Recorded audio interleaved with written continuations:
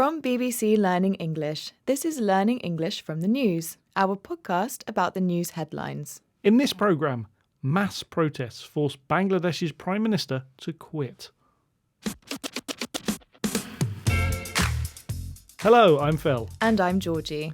In this programme, we look at one big news story and the vocabulary in the headlines that will help you understand it. You can find all the vocabulary and headlines from this episode, as well as a worksheet on our website, bbclearningenglish.com. So, let's hear more about this story. Students in Bangladesh have been protesting about a law that reserves a percentage of state jobs for the descendants of fighters in Bangladesh's independence war in the 1970s. Around 300 people have died in violence between protesters, opponents and security forces over recent weeks. After a large protest in the capital Dhaka calling for the Prime Minister's resignation, she stepped down and escaped the country. And I have a headline here that talks about some things that have happened since Prime Minister Sheikh Hasina fled the country. It's from AP News and it says, Bangladesh's president dissolves parliament, clearing the way for elections to replace ousted leader. So that headline again, it's Bangladesh's president dissolves parliament, clearing the way for elections to replace ousted leader. And that's from AP News. So this headline is talking about how the president, which is a less powerful position in Bangladesh's system, has closed the current parliament so that elections can take place. Now we have this expression, dissolves parliament. It means to close the current parliament. In the UK, the king dissolves parliament before an election. Then a new parliament starts after the election. So that's a very common usage of dissolve, but dissolve can just mean to end something. So we can use it in lots of contexts, like a business partnership or dissolve a marriage even. And that's a metaphorical use of dissolve, but we can also use dissolve literally. So dissolve means break something down. So think about when you're making tea or coffee. If you put sugar into it and you stir it, then the sugar dissolves. It mixes with the water in the tea or coffee and it disappears. And actually, when we're cooking, there's lots of things that we dissolve. We've had dissolve, to end an arrangement or close an institution. So, for example, you could say, the committee was dissolved after it had finished its work. This is Learning English from the News, our podcast about the news headlines. Today, we're talking about the resignation of Bangladeshi Prime Minister Sheikh Hasina. Now, this is a quick-moving situation. Nobel Prize winner Muhammad Yunus has now been appointed head of a temporary government. But there had been concern about what would happen after Sheikh Hasina left the country. And here's a headline about those worries. This is from The Economist in the UK. Bangladesh's dictator flees, leaving behind a dangerous vacuum. Okay, let's hear that again.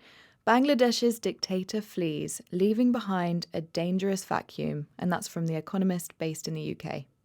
Now, the writer of this article refers to Sheikh Hasina as a dictator, that's an opinion, and says that she has fled, run away from the country. And we're looking at this phrase, dangerous vacuum. So think about a vacuum cleaner. A vacuum cleaner sucks up dirt. But Phil, how does this relate to this story? Well, a vacuum is an empty space, and there's often pressure to fill it. If we talk about a power vacuum, then it's a space where no one has power, but there is pressure to fill that space. Yes, so Hasina was the most powerful figure in Bangladesh, and now that she's been removed, there's an empty space, a vacuum. Now, the headline writer thinks that this pressure to fill this vacuum could be dangerous, and that's referring to the potential for conflict over who replaces Hasina. We've had a dangerous vacuum where the lack of a leader could lead to conflict. For example, now the CEO has been fired, there's a dangerous vacuum at the top of the company. Everyone is fighting to get her job. This is Learning English from the News from BBC Learning English. We're talking about the resignation of Bangladeshi Prime Minister Sheikh Hasina. Hasina had been Prime Minister for many years. Originally, she'd been seen as a pro-democracy figure, but in recent years, some people have accused her of being authoritarian and running the country by force. She has also been accused of human rights violations. Now, Bangladesh's economy has been very successful in recent years, though there have been concerns recently about inflation and the cost of living. So here's our next headline. Sheikh Hasina's tainted legacy after 2-decade rule in Bangladesh. And that's from The Telegraph in the UK. Okay, let's hear that again. So this is from The Telegraph, which is based in the UK. Sheikh Hasina's tainted legacy after 2-decade rule in Bangladesh. And the phrase we're looking at is tainted legacy. Now, a legacy is what you leave behind, so that can be possessions that you pass on to your relatives when you die, but it's more commonly used to talk about your reputation, isn't it, Phil? Yes, we often use legacy to talk about how politicians will be remembered after they leave office. Many of them are very keen to leave a good legacy.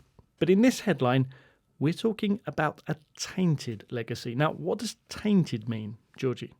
Well, if something is described as tainted, it means that it's been spoiled or damaged in some way.